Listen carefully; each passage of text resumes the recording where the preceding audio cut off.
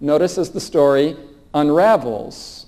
Notice he said to the woman, latter part of verse 1, "Has God indeed said, 'You shall not eat of every tree of the garden'?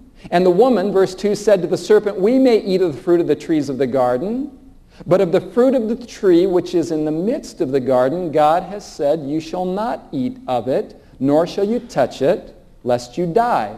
Verse 4, "Then the serpent said to the woman, 'You will not surely die, for God knows,'" something you don't, Eve, "God knows that in the day that you eat of it, then your eyes will be opened, and you will be like God, knowing good and evil." Now pause right there.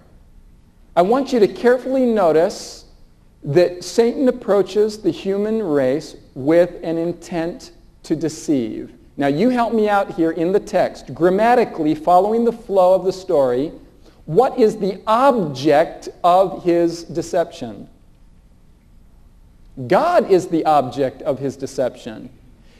So he says three things about God, and they are ever so subtle. Notice, first of all, what does he say about God in this three-pronged lie, this three-pronged attack on the character of God? The first thing he says is, he implies in a question, "Has God said you may not eat of every tree of the garden?" Now, is that exactly how God had framed the issue? No, God didn't say, "You may not eat of every tree of the garden." God said, as Eve responds, "You may eat of every tree of the garden, but of just this one you may not, because if you do, you'll die." So listen carefully now. Satan, and we're going to talk about this in greater detail on a future evening, by the way.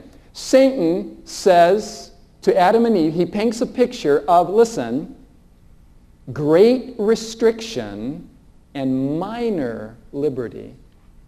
Right? You can't eat anything around here. You'll probably starve to death.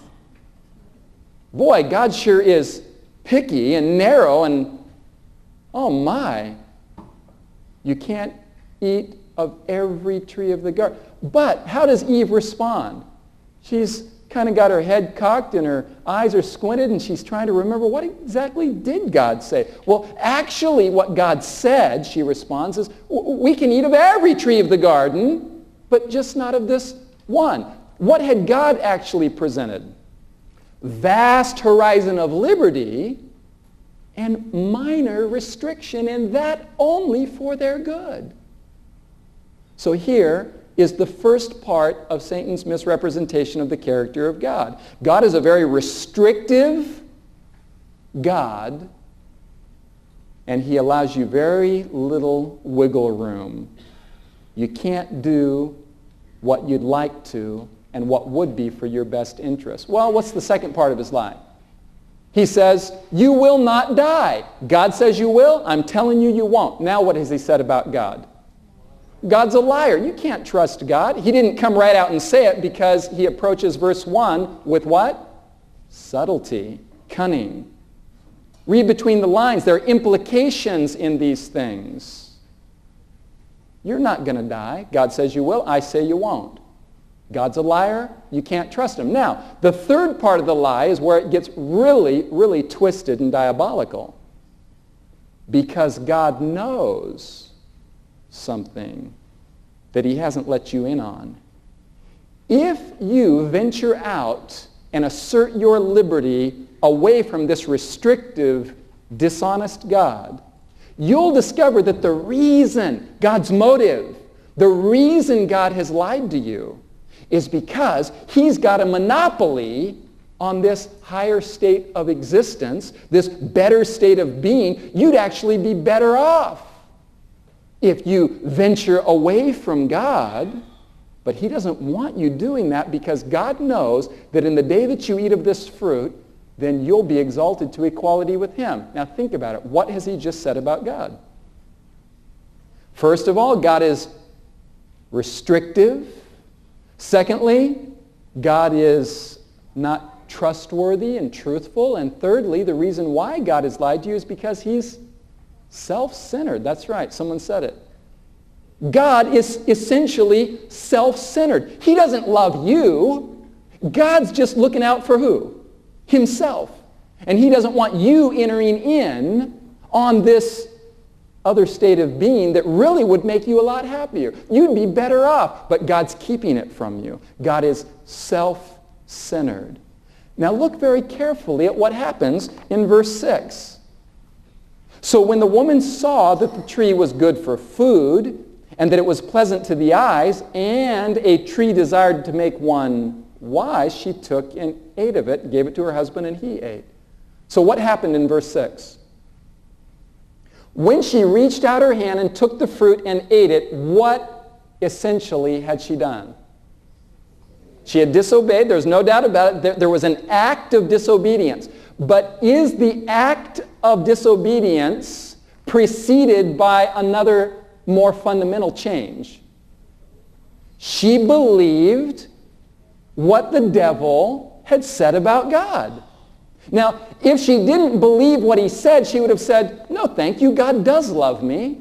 He does have my best interests at heart. He's not restrictive, and the minor restriction that he has imposed upon us is for my best good because he loves me, and he always tells me the truth. I don't believe you. No, thank you. The fact that she ate the fruit is proof that she believed the lie. So the sin problem, listen carefully now, the sin problem at its root level is not merely a behavioral problem. The sin problem doesn't begin with disobedience. Disobedience is the fruit of a deeper problem where trust in God has been broken by a misinterpretation of his character. They believed the distorted, ugly picture of God. God is a restrictive control freak whom you can't believe what he says because he's self-centered and he doesn't love you. I think I'll have some of that fruit.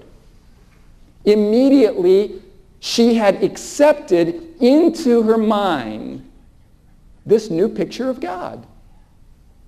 Now, as the story unfolds, it says in verse 7 that the eyes of them both were opened, which is a biblical way of saying they began to experience self-consciousness for the first time. They began to experience guilt and shame. How do we know that it's not talking about biological eyes opened necessarily? It says that the eyes of them both were open and they knew they were naked. They became self-conscious for the first time. You remember on a previous evening we learned that God created us in such a way that psychologically and emotionally we were wired to be other-centered.